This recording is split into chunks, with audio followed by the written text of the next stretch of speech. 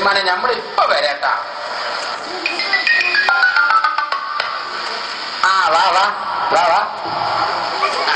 ഇതാര് നാരായണ? നമ്മള് കണ്ടില്ലല്ലോ, ഇവിടെ ഉണ്ടായിരുന്ന. അതിരിക്കട്ടെ. അല്ല, നീ എവിടെയാണ് സുലൈമാനെ? 2 ദിവസമായി നിന്നെ തിരക്കി നമ്മള് നടക്കുന്നു. സത്യം പറയാല, എവിടെല്ലാം അന്വേഷിച്ച്. അളിയൻ അച്ഛനോട് അന്വേഷിച്ച്, അങ്ങേതിലെ അലവിയോട് അന്വേഷിച്ച്, കുഞ്ഞാലിന്റെ ചായപ്പീടിയോട് അന്വേഷിച്ചെന്ന്. എന്നാൽ പിന്നെ കാലിൽ വരുന്ന മാനത്തിന് പരസ്യം കൊണ്ടുപോയി അതാവുമ്പോ ബസ്സിൽ മുഴുവൻ അറിഞ്ഞോളൂല്ലോ. മരണ ഒരുമാതിരി ആക്കല്ലേ. നേരം കളയാണ്ട് പോയിട്ട് പൈസ പിടിക്കാൻ നോക്കി ചങ്ങായി. അല്ല, നീ എന്താണ് ഉസ്മാനെ അണ്ടി കളഞ്ഞ അണ്ണാനെ പോലെ ഇരിക്കണേ? എന്റെ പ്രയാസവും പ്രശ്നവും നിങ്ങൾക്ക് പറഞ്ഞാൽ മനസ്സിലായില്ല ഉസ്മാനിക്ക. അതിന് അനക്കെന്ത് പ്രയാസാണ്? എന്റെ മോളുടെ കാര്യം നോക്കുമ്പോ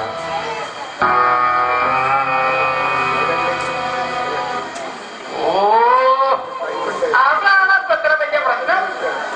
എല്ലാറ്റിനും നമുക്കൊരു പരിഹാരം ഉണ്ടാക്കാന്ന്. ഓളെ പഠിപ്പൊന്നും കഴിഞ്ഞോട്ടെ. ഓൾക്ക് പറ്റിയ തിരക്കരെ നമ്മൾ കണ്ടുവച്ചിട്ടുണ്ട്. ഓണെങ്ങാനും മരുമോനായിട്ട് കിട്ടിയാൽ നിന്റെ എല്ലാ പ്രശ്നവും തീരും. അതിന് അവളുടെ കാര്യം മാത്രമല്ലല്ലോ, 4 വലിയ റോഡിന് വേണ്ടി എന്റെ വീടും പൊളിച്ചു മാറ്റുമെന്നല്ലേ പറയുന്നത്. അങ്ങനെ ബൈക്ക് വാ, അപ്പോഴല്ലേ മനസ്സിലായത് ഇത് നല്ല റമാറ്റ. നാട്ടില് വ്യവസായവും വികസനവും വരണമെങ്കിൽ 4 വരെയും 8 വരെയും റോഡ് വെട്ടരും. അന്നേരം കുറെ വീടും കുടിലും ഒക്കെ പൊളിച്ച് മാറ്റേണ്ടത്. ഇത് വലിയ കാര്യം. ഓടെ നീരാക്കി ഉണ്ടാക്കിയ കൂടെയാ. പയ്യന്തായാലും ഞങ്ങളിടുന്ന റൂല. ചൂടാകാതെ സുലൈമാനെ, വലിയ കേയിന്റെ കൊട്ടാരം വിചാരം. അതെ ഉസ്മാനിക്ക, സുലൈമാനിക്ക് അതൊരു കൊട്ടാരം തന്നെയാണ്. അയാളുടെ വിയർപ്പിന്റെ വിലയാണത്. അത് പൊളിക്കാൻ വന്നാൽ ഈ നാട്ടുകാരുടെ തന്റെ സ്വഭാവം നിങ്ങൾ അറിയും. യവനെ പോലത്തെ മൂരാറ്റികളുണ്ടെങ്കിൽ നാട്ടില് വികസനവും വെള്ളിയേക്കും വരൂലെന്ന്. നിങ്ങൾ കുറെ ബ്രോക്കർമാർക്ക് കൊള്ളാൻ കൊടുക്കാമെന്നല്ലാതെ പാവപ്പെട്ടതുകൊണ്ട് എന്ത് പണം കിട്ടാണ്? ഒരു സത്യം പറയാല, ആ കുടിനെ നമ്മൾ കുളിക്കുകയും ചെയ്യും, റോഡ് നമ്മൾ വെട്ടുകയും ചെയ്യും. അല്ലെങ്കിൽ ആരോടാ ഓർത്താ മതി. എന്റെ കാര്യത്തിന് വേണ്ടി നിങ്ങൾ രണ്ടാളും വഴക്കൂടണ്ട. 6 മാസമായി അടവ് വെച്ചിട്ട് വസ്തുവിന്റെ പ്രമാണം ബാങ്കുകാരുടെ കയ്യിലാണെന്നാലും മറക്കണ്ട. ഇപ്പോൾ തന്നെ പലിശ അടക്കം 2 ലക്ഷം കടന്നു. വസ്തു ലേലം ചെയ്തു പോയാൽ പിന്നെ ഈ നാരായണനെ കുറ്റം കൊണ്ട് കാര്യമില്ല. നീ ഒന്നുകൊണ്ടും പേടിക്കേണ്ട നാരായണ. പല ബകയിലായിട്ട് ഒരു തുക കമ്മീഷനായിട്ട് നമുക്ക് വരാനുണ്ടെന്ന്.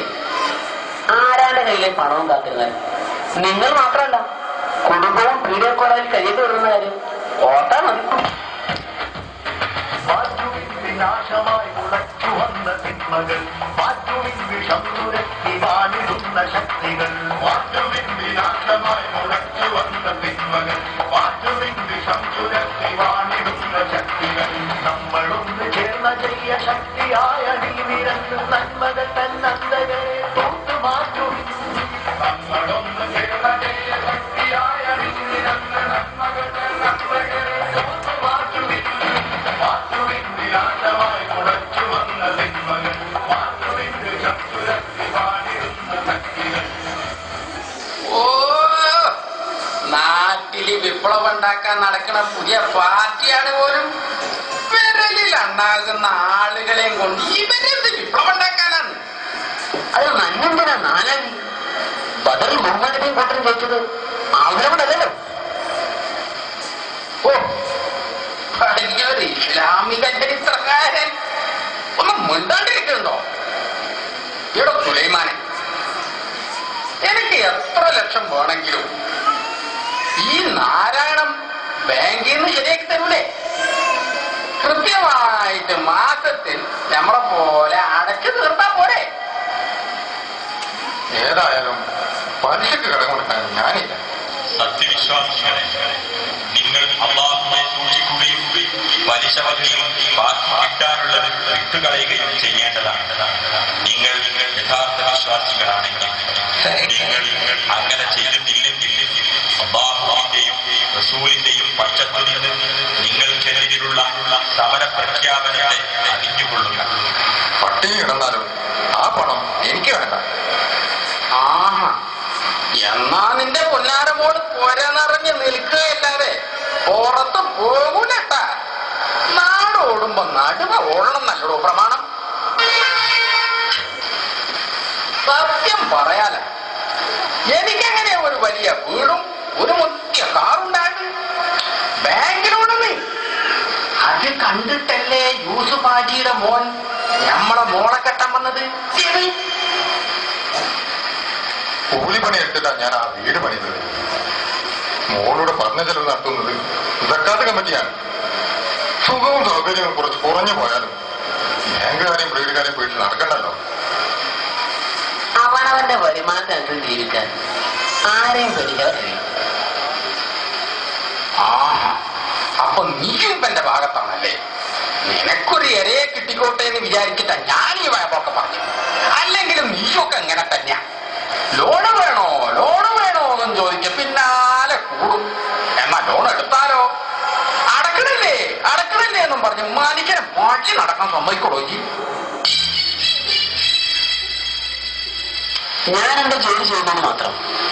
നിങ്ങളുടെ സമുദായത്തിലെ പണക്കാരെല്ലാം ഖുർആൻ പറയുന്ന പോലെ സക്കാത്ത് കൊടുക്കാൻ തുടങ്ങിയാൽ ഒരൊറ്റ പാവപ്പെട്ടവനും പലിശക്കടം വാങ്ങേണ്ടി വരില്ല. നിങ്ങളുടെ ചെറുപ്പക്കാരെല്ലാം സ്ത്രീധനം വേണ്ടെന്ന് വെച്ചാൽ ഒരൊറ്റ പെണ്ണും വീട് ഇറങ്ങി നിൽക്കുകയുമില്ല. ആർഭാട കല്യാണം നടക്കുകയുമില്ല. നബിതിരുമയുടെ മാതൃക കൊണ്ടുവന്നാൽ മണിമാളിക ഉണ്ടാക്കി കാലാകാലം ഗൾഫ് ചെയ്യേണ്ട ഗതികേട് ഒരു മുസ്ലിമും ഉണ്ടാവുകയില്ല. ഇനിയും നിങ്ങൾക്ക് കേൾക്കണം, നിങ്ങളെല്ലാം ശരിയായ മുസ്ലിം ചോദിച്ചാൽ ഈ നാട്ടിലെ മുസ്ലിം അല്ലാത്തവർക്കും ഏറെ ഗുണം കിട്ടും. സത്യം പറയാല, നീ എവിടെ നിന്നാണ് കാര്യങ്ങൾ ഇങ്ങനെല്ലാം മണിമണിയായിട്ട് പഠിച്ചുവെച്ചിരിക്കണേ? അതോ നമ്മുടെ സൈനികർക്ക് പറഞ്ഞു പോരാത്തിന് ഒമ്പത് പറഞ്ഞ പുസ്തകങ്ങളും തന്നു. അല്ല, ആ ശൈത്താൻ സാഹിബ് എന്റെ അടുത്ത് നോക്കിയോ? നാരായണ, ഇങ്ങനെ പോയാ ഓനെന്റെ സുന്നത്ത് കല്യാണം നടത്തുവേ. കളിയാക്കേണ്ട പ്രശ്നമില്ല. അദ്ദേഹത്തെ പോലത്തെ നാലാൾ നാട്ടിലുണ്ടെങ്കിൽ നാട്ടിൽ സമാധാനവും ശാന്തിയും ഉണ്ടാകുമെന്ന് മാത്രമല്ല, പ്രശ്നങ്ങളൊന്നും ഉണ്ടാകാൻ സമ്മതിക്കുകയുമില്ല. പറഞ്ഞത് തികച്ചും ശരിയാണ്. എനിക്കൊന്നും കേൾക്കണ്ട. സ്ത്രീധനം പാടില്ല എന്നും പറഞ്ഞ് എന്നെ പോലത്തെ കുറെ പാവങ്ങളുടെ കഞ്ഞിമുടി മുടിച്ചു. റിയൽ എസ്റ്റേറ്റ് പരിപാടി തുടങ്ങിയപ്പോ മാഫിയ ആയി. ഇപ്പൊ 4 വരി റോഡ് എന്റെ എതിരില്ലേ, കൊടിയും പിടിച്ച് നടത്തല്ലേ അവന്റെ പ്രധാന ജോലി. നല്ല സ്ഥലത്തിന്റെ കുറവാ. ഒന്നവിടെ നിൽക്ക്. നിങ്ങൾക്ക് കുറച്ചുകൂടി ഞാൻ പഠിപ്പിച്ചു തരാം.